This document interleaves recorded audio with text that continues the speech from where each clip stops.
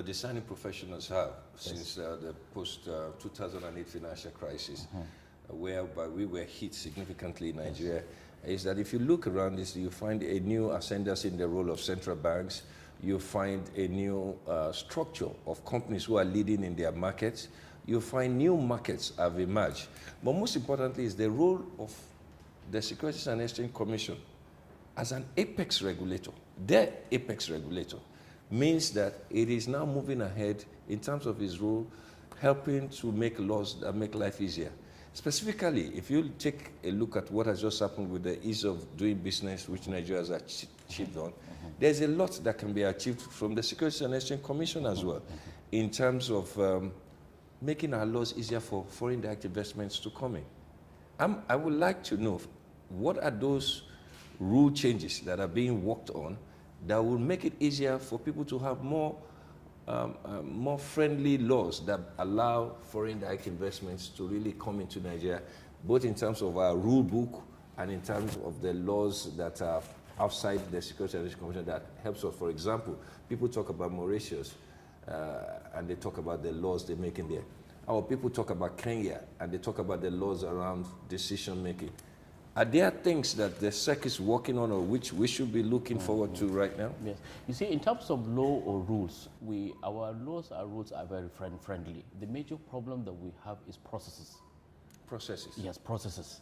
That is what, discourages a lot of investors. An investor will tell you that, look, why if a supranational is issuing a bond, why do I have to go to SEC, to go to DMO, to go to CBN, to go to PENCOM and go to all those institutions? So what we have done in conjunction with other regulatory organizations is to say, look, what does the law say? The law says for a supranational, when it's coming to the market, your first point of call is SEC. Correct. Yes. And with the ease of doing business the government is pursuing, it's saying that, look, if PENCOM needs to give or DMO needs to give no objection, you as an entrepreneur, as an investor, or as an issuer, you don't need to go there. All you need to do is just exactly come to SEC. Once you come to SEC, that's very powerful. Yes, I didn't even know that. Yes, once you go to SEC, because that's what the law says. It is the law that it is SEC that has the responsibility for approval. You don't need to go to DMO. All we needed to do, SEC, is to write the DMO and ask them certain questions and inform. Yes, and that has been achieved. I'm not sure people know about that. Yes, that is so fundamental. Exactly, very fundamental. Very fundamental, because in the past, you come to us, you now go to DMO, you now go to CBN, you now go to all these organizations. But now everything has been streamlined. And more importantly, when we write to DMO or CBN, we tell them that if we don't hear from you within a period of 1 week, we assume that you don't have any objection. And immediately after that 1 week, we don't hear anything. We just move ahead. And by the time we're writing to CBN, my staff would have begun to do their own internal review, internal processes, such that by the time that 1 week lapses, either we have gotten a response or we didn't get a response, we should be able to be true with our own internal review, internal process. So we should be able to say you are good to go. What we've done was not to start looking at, okay, what Kenya, what Malaysia has done. Let's get guys internally to see where are the areas. So for instance, we got a committee that worked on the crowdfunding, and we saw that there's a major limitation in CAMA. Unless that section in CAMA is amended, that there's no way we can move on crowdfunding.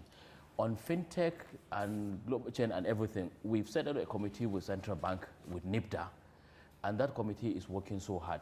And what we've said with Central Bank is we need to collaborate, we need to work together, including NCC as well.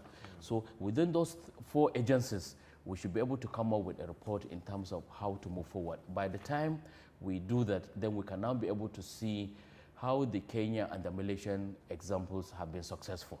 Because if you start jumping at what happened in other jurisdictions and you have no look at the limitation that you have within your own jurisdiction, you have an issue.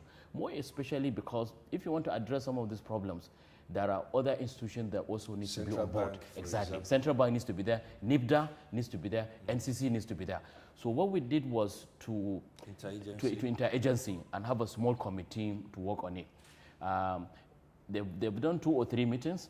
We've invited a consultant who has done a lot of work in that area to also come and do a presentation.